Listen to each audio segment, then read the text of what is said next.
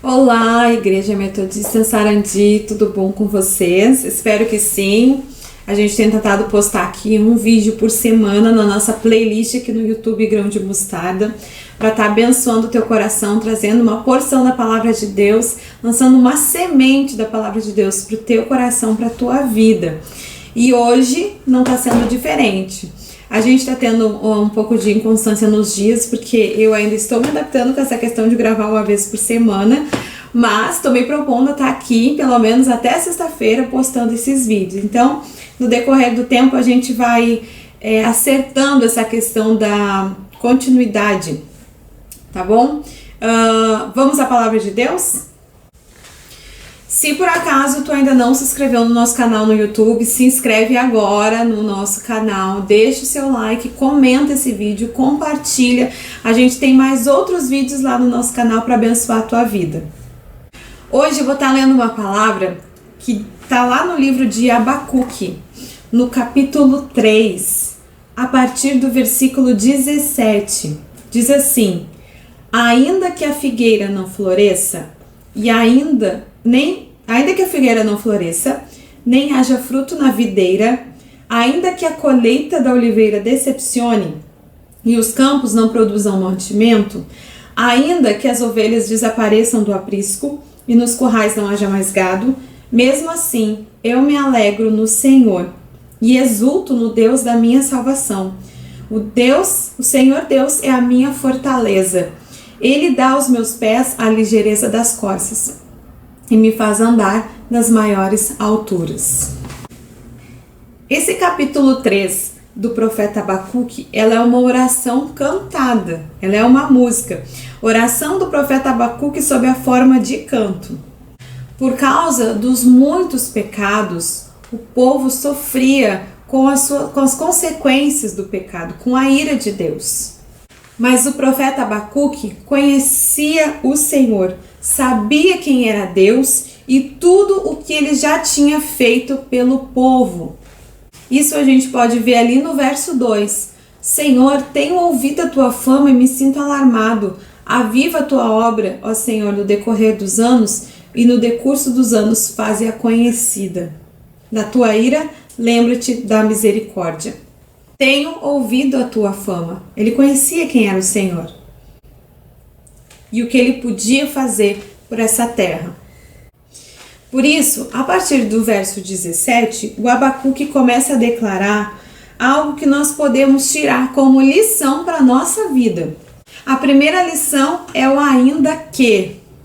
Abacuque aqui fala de 6 situações extremas que eles estão vivendo, que poderiam estar acontecendo no momento ao mesmo tempo. Preste atenção. A figueira não florescer, não haver o fruto na videira, a colheita da oliveira decepcionar, em alguns casos minta, ou seja, não ser uma boa colheita, o fruto não desenvolver, os campos não produzirem mantimento, as ovelhas desaparecerem do aprisco e não houver gado nos currais. 6 situações extremas, de extrema escassez e de extremo desespero.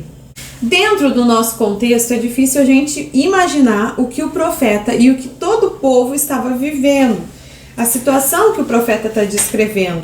Então eu quero tentar dar uma contextualizada aqui para a gente imaginar como poderia estar sendo os sentimentos do profeta. Então, ainda que eu perca o meu emprego, meu cônjuge ou meu filho fique extremamente doente, ainda que eu sofra um acidente, ainda que não tenha alimento na minha mesa, ainda que a inflação suba descontroladamente e ainda que eu perca todos os meus recursos. Esse é mais ou menos o tipo de situação que o profeta descreve. E a primeira lição é o ainda que.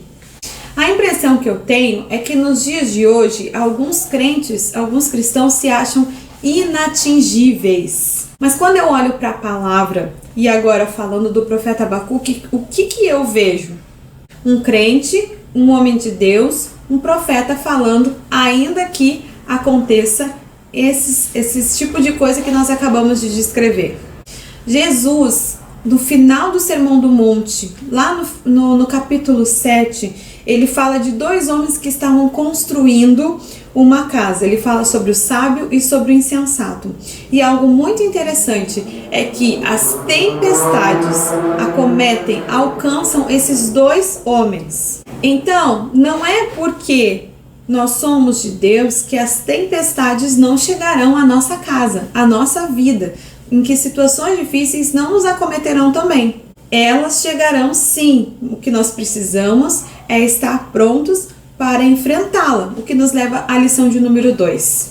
A lição de número 2 é: mesmo assim, eu me alegro no Senhor e exulto no Deus da minha salvação. Em meio a muitas dificuldades, em meio às tempestades da vida, nós precisamos saber onde está o nosso foco, onde está o foco do nosso olhar, e isso é que faz toda a diferença. Abacuque só podia se alegrar e exultar porque ele olhava para cima, ele olhava para o Senhor. Pois se ele abaixasse os olhos e ficasse olhando, focando a situação na sua volta, com certeza o desespero tomaria conta do seu coração.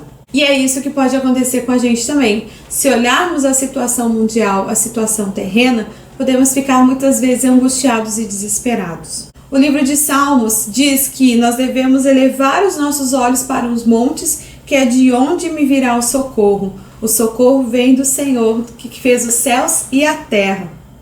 Eleve o seu olhar, olhe para cima, olhe somente para o Senhor, independente das circunstâncias, e alegre-se e exulte nele, mesmo em meio a tantas dificuldades. Lição número 3 é: o Senhor Deus é a minha fortaleza.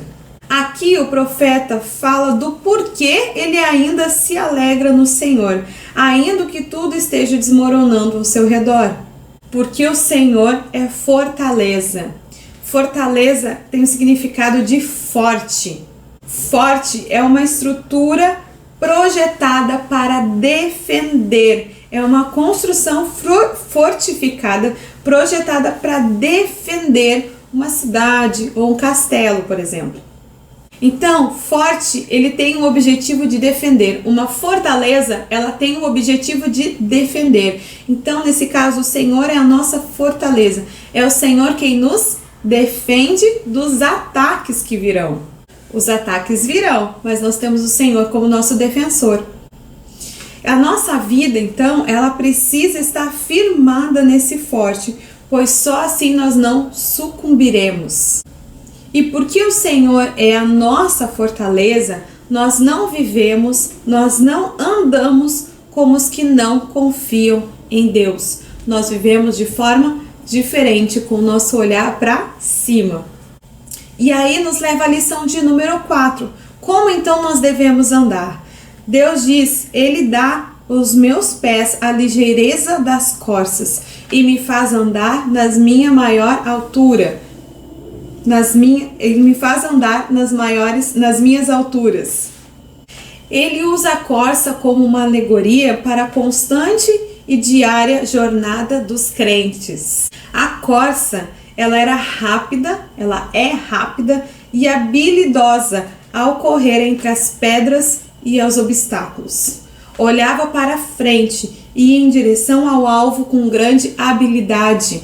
A corça mora em lugares altos. Ao entendermos as lições acima, o Senhor nos dá os pés como o da corça, a habilidade para caminhar e até correr por entre os obstáculos e as dificuldades, olhando sempre para Ele, que é o nosso alvo, nos fazendo andar nas alturas, ou seja, nosso lugar é perto do Senhor.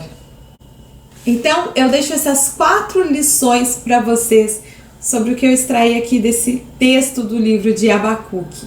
Espero que isso tenha abençoado o teu coração e tocado na tua vida. Nós não andamos como as pessoas que não confiam no Senhor. Nós andamos de forma diferente.